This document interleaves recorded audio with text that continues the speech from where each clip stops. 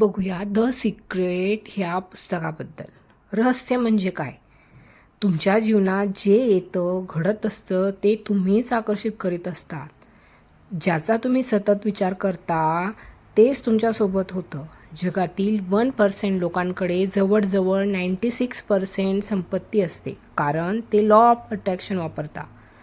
समान गोष्टी एकमेकांकडे आकर्षित होतात.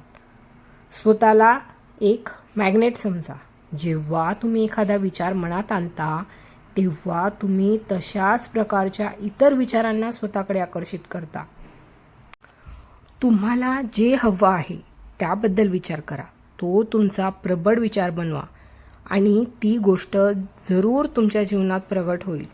विचार वस्तू बनतो. विचारांना अस्तित्व येतं. तुमचा विचार अंतर्मनात सतत झिरपत राहू द्या. विचारांना देखील एक फ्रिक्वेन्सी असते.